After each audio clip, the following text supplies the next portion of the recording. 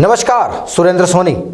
जनाब, ये किसी को उम्मीद नहीं थी कि यह काला कौवा कोरोना फिर से इस साल भी आ जाएगा। अब मुल्क की पब्लिक भी इससे परेशान, तो हमारे सियासी रहनुमा भी। पब्लिक कोरोना के दर्द से परेशान, तो सरकार भी इस कश्मकश में कि आखिर इस कोरोना के दर्द से कैसे छुटकारा मिले। दवाइयाँ, ऑक्सीजन, वैक्सीनेशन और दूसरे तमाम मददगार चीज़ों के लिए हमारी राजस्थान सूबे की सरकार इनसे लड़ रही है।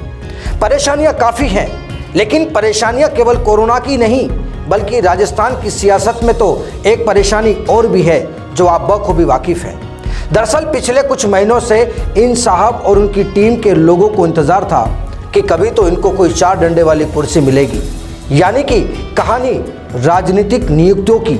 लेकिन जनाब, फिलहाल राजस्थान में तो कोरोना की चपेट में आकर ये राजनीतिक नियुक्तियाँ भी क्वारंटाइन हो गई है। उम्मीदें और आशाएं भी धराशायी हो गई हैं। आखिर कोरोना ने कैसे कहर बरपाया, पब्लिक भी परेशान, तो हमारे सूबे के कुछ नेता भी।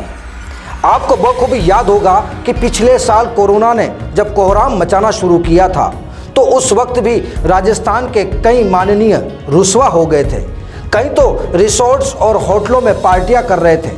लाने की कोशिशें भी की गई, जब तक खुद को नहीं चाहा वापस नहीं लौटे और किसी को लौटने भी नहीं दिया गया। और जब तक वापस लौटे तब तक बारात के साथ बारातियों को शगुन देकर निपटा दिया था।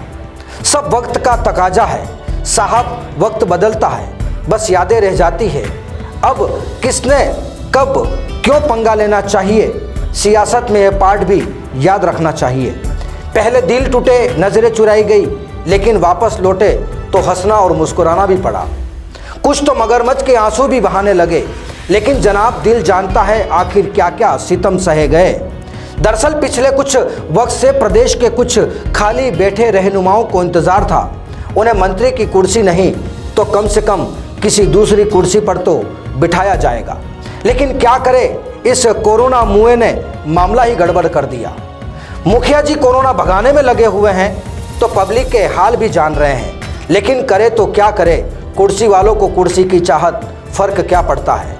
कोरोना तो चलता रहेगा, लेकिन हमारे यह जनाब कुछ कड़क हैं, अनुभवी भी हैं, जानकार भी हैं और जादूगर भी हैं। वाकई शायद सोच भी रहे होंगे कि कोरोना नहीं होता तो क्या होता, खाली बैठे नेताओं को कुर्सी भी देनी होती। लेकिन अब यह सोचकर आप जान सकते हैं, शायद सोचना भी यही है। वहीं दूसरी ओर सूत्रों की बातों पर गौर करें तो पिछले साल जो 2020 इन्होंने खेला था, प्लानिंग तो इस बार भी थी, लेकिन राजनीतिक में पानी फिर गया इस वायरस की वजह से। लेकिन कहा जा रहा है अगर अब भी इस बाड़े की बात नहीं मानी गई या तवज्जो नहीं दी गई तो पूरे कुएं में भांग घोलने की कोशिश भी की जाएगी।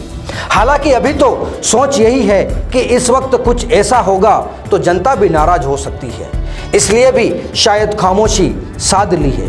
बहरहाल अब इस इंतज़ार है कोरोना की विदाई का। जैसे ही इसकी विदाई हुई तो यकीन मानिए कि राजस्थान की सियासत में भी भागम भाग का वायरस जोर पकड़ सकता है, और फिर वो तस्वीर कैसी होगी वाकई देखना दिलचस्प होगा। क्योंकि इधर कोरोना ने अपना कानून बना लिया, तो वहीं जादूगर ने अपनी जादूगरी दिखाना शुरू किया। वहीं एक तरफ कुर्सी पाने की दौड़, तो वहीं कोरोना वायरस का कहर।